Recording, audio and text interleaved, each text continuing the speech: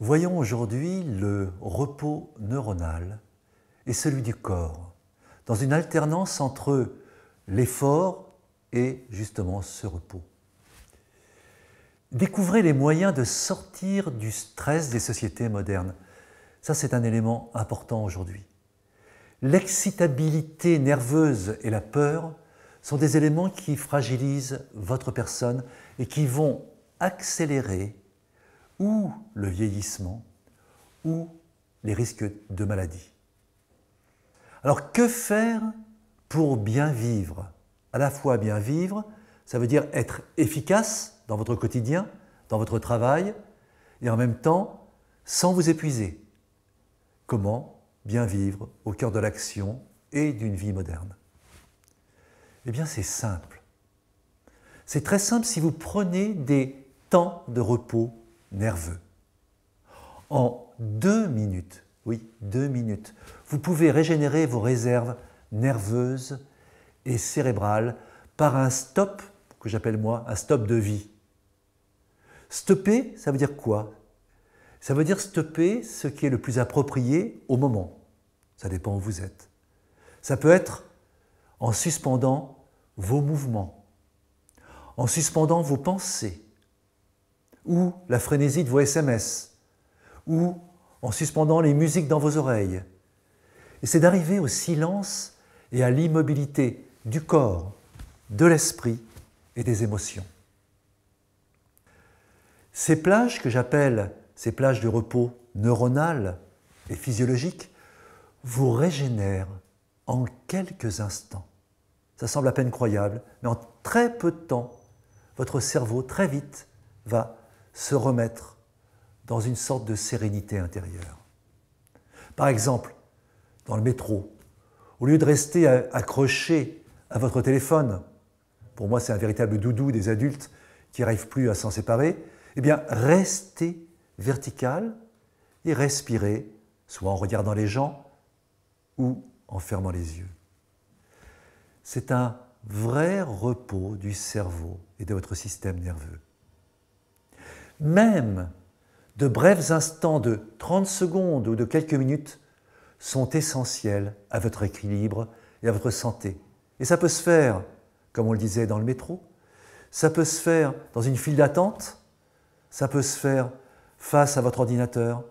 Donc un bref instant, un bref stop va vous réinitialiser vers la vie, vers l'équilibre interne et vers un équilibre entre l'action et le repos.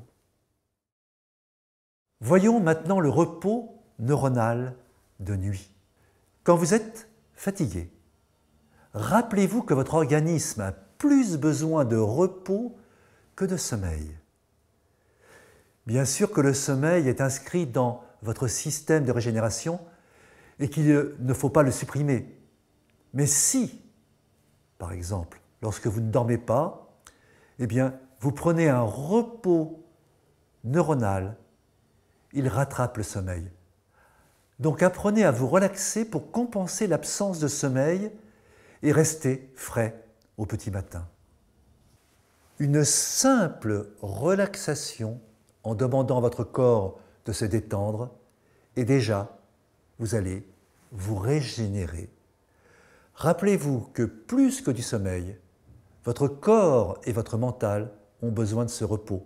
Et si vous vous concentrez sur une économie de vos tensions musculaires et organiques, ça veut dire par exemple si vous laissez votre corps lourd sur le matelas, en appui sur le matelas, en détente musculaire, si également vous respirez de façon profonde et lente pour oxygéner vos cellules, donc pour vous reconstruire dans vos réserves d'oxygène profondes, dans chaque cellule, dans chaque organe, dans chaque muscle. Si aussi vous calmez l'agitation de vos pensées, simplement en suspendant ces pensées, en ne pensant à rien, plus en étant en pleine conscience sur la manière d'être, l'air qui rentre de l'extérieur et qui repart sur l'extérieur, eh bien, vous consommez moins de force dans votre sommeil, dans votre repos de nuit, et vous pouvez rester plus longtemps dans un état de fraîcheur physiologique et mentale. De nuit, vous vous reconstruisez, même sans dormir. On peut aussi voir le repos neuronal des Bouddhas.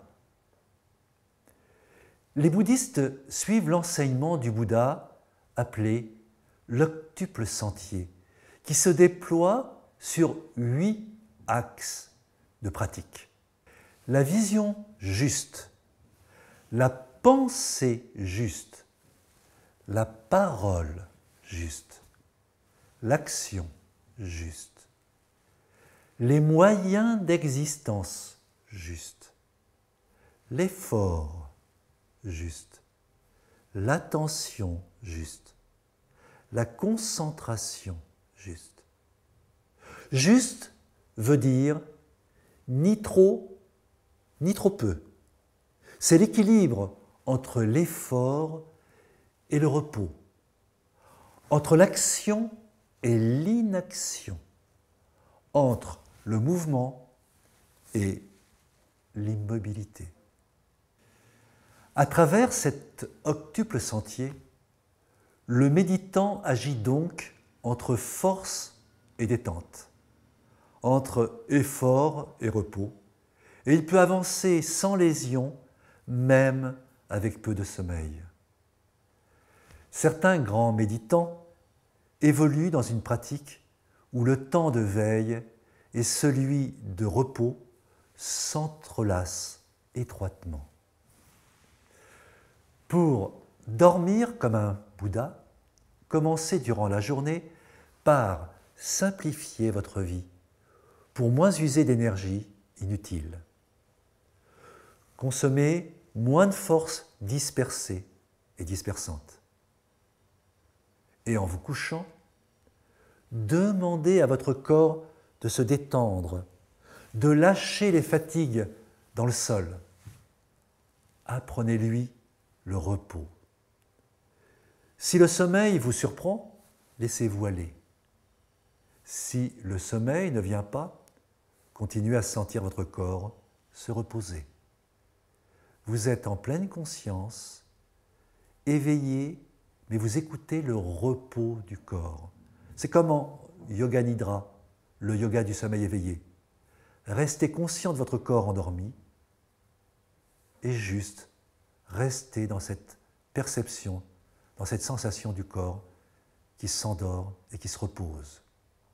Vous êtes ce spectateur du sommeil du corps. Et pour cela, votre esprit reste en veille. Vous êtes bien sûr très loin d'un sommeil de Bouddha, mais vous vous ouvrez un champ d'expérimentation absolument incroyable qui peut s'approfondir au fil du temps.